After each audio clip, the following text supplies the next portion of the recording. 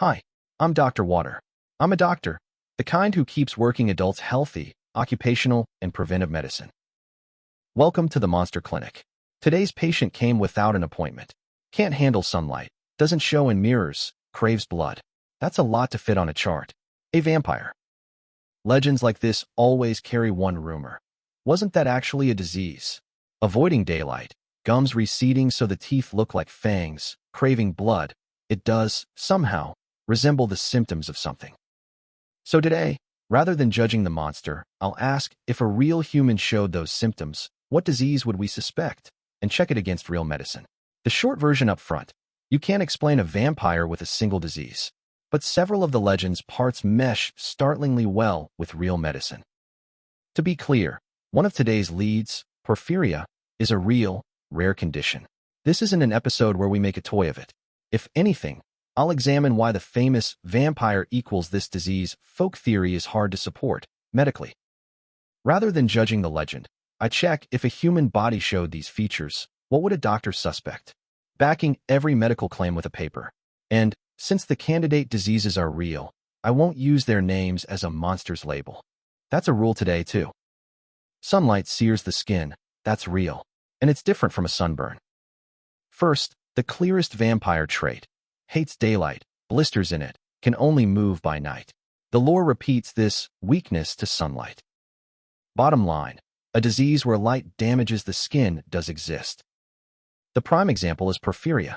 When a substance called porphyrin isn't processed properly and builds up in the body, it absorbs visible light, generates reactive oxygen, and injures skin tissue from the inside. That's the essence of photosensitivity. So blisters and erosions form on sun-exposed skin like the face and hands, and eventually scars. One severe type in particular, congenital erythropoietic porphyria, CEP, also called Gunther disease, arises when an enzyme, uroporphyrinogen 3 synthase, is congenitally missing, a very rare inherited disease. In this type, sun-exposed areas can be injured and deformed over years. So a person who lives avoiding the sun has a real medical footing. This far, the legend is onto something. Takeaway: a sunburn and a disease where light truly destroys tissue are different things. You don't need to fear an ordinary sunburn abnormally, but if strong blisters or pain appear every time you're in the sun, that's not a constitution, it may be a sign. That's dermatology's domain. Fangs grow, craves blood. So it's settled. Vampire equals porphyria? No, here it flips. Read this far, and you'd think, so vampires were porphyria patients. This porphyria equals vampire theory did become very famous for a while. Teeth taking on a reddish, fawn-like look, avoiding sunlight, pale from anemia. The picture seems to line up. But here it flips. Medically, this theory is on quite weak ground. Start with the crucial drinking blood cures it part. There's no scientific basis that a person with porphyria improves by drinking blood. Blood taken by mouth doesn't simply resupply a lost component.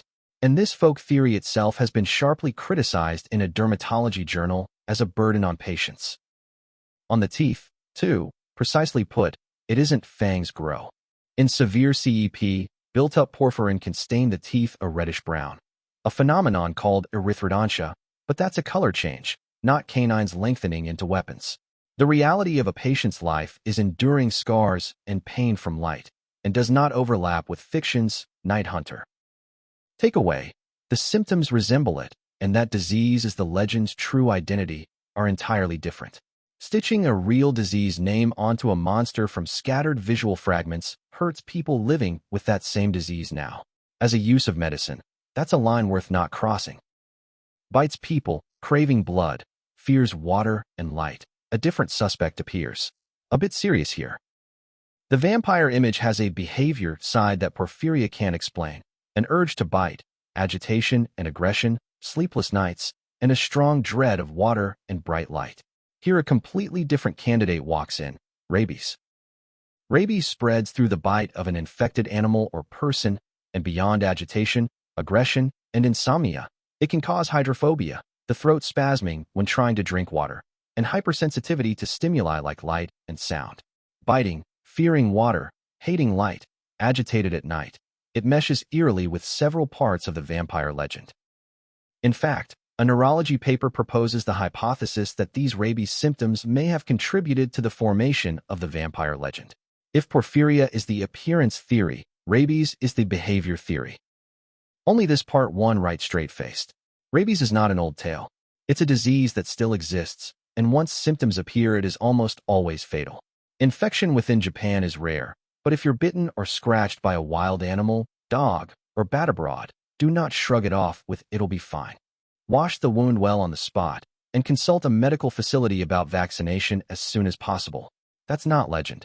It's a safety measure that genuinely works when you travel.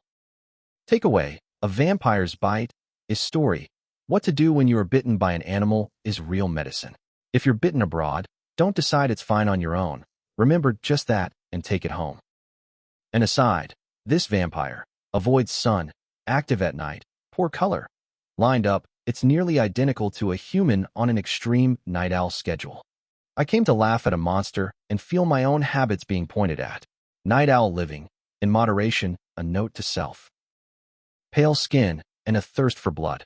I'd love to blame anemia, but I can't go that far. There's one more plain lead. The vampire is always pale and craves blood. Basically, wasn't it just a severely anemic person wanting blood? As intuition, I get it. I'll handle this carefully.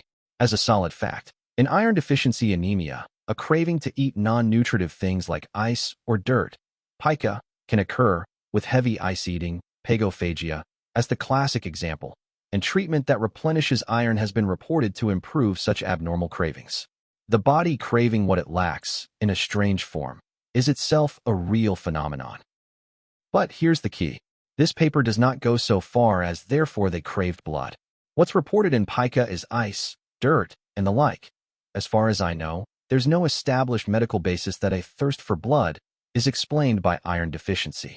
Here I'll write unknown. Honestly, anemia can be a part explaining pallor and fatigue, but it can't draw the full picture of a blood-drinking monster.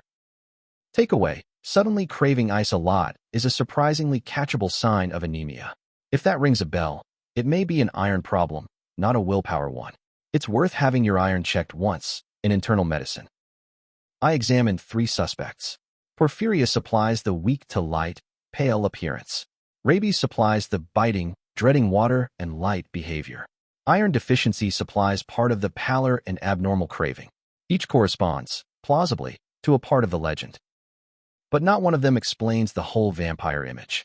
Only some symptoms resemble it. You can't call any single one the definitive medical cause that spawned the legend, which lines up with the read of a review examining the vampire image medically. The vampire was probably stitched together, over a long time, from fragments of several diseases and the fears and misunderstandings of the people of the day. Not one patient, but a composite monster the era built. That's today's diagnosis. The vampire wasn't the patient of a single disease. But break the legend apart, and photosensitivity, rabies, and anemia, all real, present-day medicine, each show their faces. The monster is imaginary, but its parts are made of reality. That's what's fun about legends like this. And, once more, the biggest ask. Don't turn a disease name into a monster's nickname. Vampires don't exist, but people who live with pain from light do, right now. Enjoy the story as a story, and treat the disease as a disease, with respect. That one line, I want to keep. Legend is a doorway into how strange the human body is, and the real body is far more interesting than you'd guess. See you at the next checkup. Thanks for watching. I'm Dr. Water. Subscribe for the next body check, and I'll see you at the next appointment.